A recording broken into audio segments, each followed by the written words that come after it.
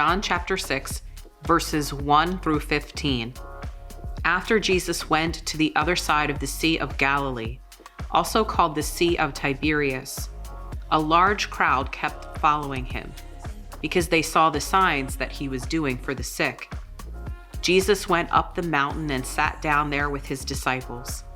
Now the Passover, the festival of the Jews, was near. When he looked up and saw a large crowd coming toward him, Jesus said to Philip, "Where are we to buy bread for these people to eat?" He said this to test him, for he himself knew what he was going to do. Philip answered him, 6 months' wages would not buy enough bread for each of them to get a little. One of his disciples, Andrew, Simon Peter's brother, said to him, "There is a boy here who has 5 barley loaves and 2 fish. But what are they among so many people?" Jesus said, "Make the people sit down." Now there was a great deal of grass in the place, so they sat down, about 5,000 in all. Then Jesus took the loaves, and when he had given thanks, he distributed them to those who were seated, so also the fish, as much as they wanted. When they were satisfied, he told his disciples, "Gather up the fragments left over so that nothing may be lost." So they gathered them up, and from the fragments of the 5 barley loaves left by those who had eaten, they filled 12 baskets. When the people saw the sign that he had done, they began to say, "This is indeed the prophet who is to come into the world." When Jesus realized that they were about to come and take him by force to make him king, he withdrew again to the mountain by himself. This is the word of the Lord. Thanks be to God. Here at Hopewell, I have been so inspired by the way our elementary school students embody our core value of extravagant generosity. That's the kind of generosity that exceeds expectations. It's a lavish sharing, a special kind of giving done in service to God and to others. I'm inspired by kids like Harper, who Pastor Allie talked about a few weeks ago. She turned her 8th birthday party into a mission project. Instead of presents, she asked for money, which she donated to our recent meal packing event with Meals of Hope. Harper and her family not only funded some of those meals, but they also helped to package them. And after hearing Harper's story, someone in the congregation matched her donation. I'm inspired by kids like Dean and Reese, who in the summer of 2021, when they were 6 and 8 years old, heard about our commitment to dig wells in South Africa. God stirred their hearts to contribute.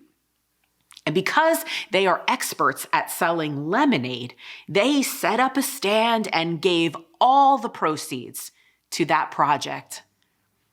I'm inspired by kids like 11-year-old Lily, who after hearing about her mom's trip to Haiti, wanted to find her own way to contribute. So she did jobs and chores, and she saved her money until she had enough to provide an educational scholarship for a student her age.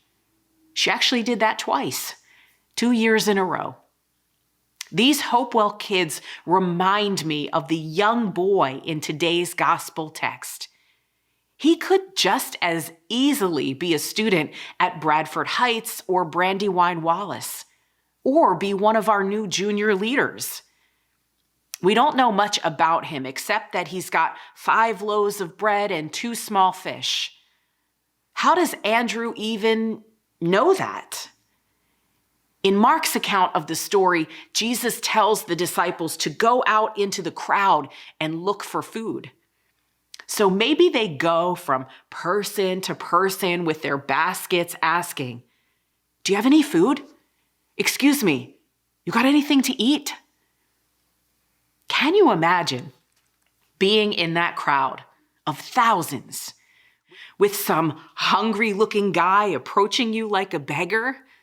Would you give him your food right there in front of everyone?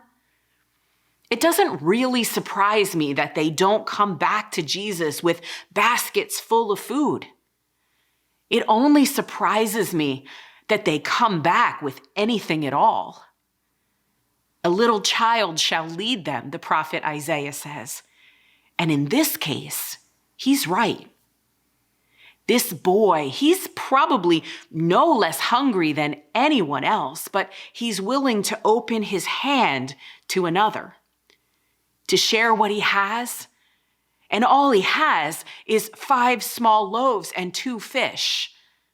Not a whole lot, really. But it's more than enough for Jesus. Because of the extravagant generosity of this young boy, everyone eats that day. Everyone. With 12 baskets of scraps left over. A miracle occurs this day. And mostly we talk about it as a miracle of multiplication. Jesus puts his hands over the boy's lunch and offers a beautiful prayer. And miraculously, that food is multiplied into a feast for thousands. And I believe that is possible, that Jesus can make the impossible possible. I believe that. But I also think this could be another kind of mathematical miracle, a miracle of addition, the Galilean equivalent to stone soup. You know the story. It varies depending on who's telling it, but basically, a young man is walking down the road. He's tired and hungry, and when he arrives at the nearest village, he asks for food. But the villagers, who have little themselves, turn him away. Very cleverly, he picks up a stone and convinces the villagers that it's magic, that it will make the most delicious soup they have ever tasted. But if they want some of it, he tells them, they'll have to contribute an ingredient. So, one by one, the villagers go back to their homes and they each bring something to add. A few carrots, some potatoes and onions, a pinch of salt, a handful of herbs, tomatoes and beef, and whatever else they can find. Pretty soon, the whole village has given, and when they taste it, it really is the best soup any of them has ever eaten. Maybe there is a miracle of addition on that grassy hillside. That when the boy opens his hands and practices extravagant generosity, others do too. Bringing whatever they have, and in doing so, they create a great meal of this and that with plenty left over. Sort of like the ancient version of a church potluck. That may seem like a stretch. It may. But if that is how it happened, that honestly wouldn't be any less miraculous. Maybe even more so. That Jesus can inspire closed minds to open, closed hands to share, closed hearts to think of others first. That's the miracle of addition. And it's one of the most beautiful. Hearts and hands coming together for the sake of the whole, for the sake of Jesus Christ. Friends, all the best stuff we do together as Christians happens just like that. Each of us bringing what we have and adding it to the pot to create something wonderful. Each of us taking some ownership of the ministry and investing in it. Just as the young boy in today's text gave generously, offering his bread and fish when the baskets are passed, you and I have the opportunity to offer what we have. Our time, our gifts, our financial resources, in order to collectively build and fund the mission and ministry that happens here at Hopewell. And there are some pretty incredible things happening here, some God-honoring, neighbor-loving things. With an annual budget of about $1.6 million, we do some big, exciting things like drilling for water in Haiti and South Africa, and packaging 36,000 meals for Meals of Hope. We do some less exciting things like repairing the leaky roof and tuning pianos. We do important things like providing mental health support for teens, training up young leaders, and we do differently important things like paying the utility bills. There's so much good. Our staff lifts up and celebrates these things. Our active engagement and growing partnerships in the community. Meaningful weekly worship, traditional and contemporary. Intergenerational ministry that empowers the voices and the gifts of all ages. Instilling a love for service at a young age. And the way that we've been listening and responding to the needs of our neighbors. The way that we strive for radical hospitality. There's so much good, and I am so grateful to be a part of it. I'm so grateful. And so is my new pen pal, Matthew. Though he's currently incarcerated, he sends $5 every month to our collective ministry. That may not seem like a lot, but it's actually a tithe, meaning 10% of what he makes every month in prison. And when you only get $50 a month, $5 is extravagantly generous. Matt's one of the guys at Cole Township receiving regular spiritual care from us. And he gives because he believes in what we do here.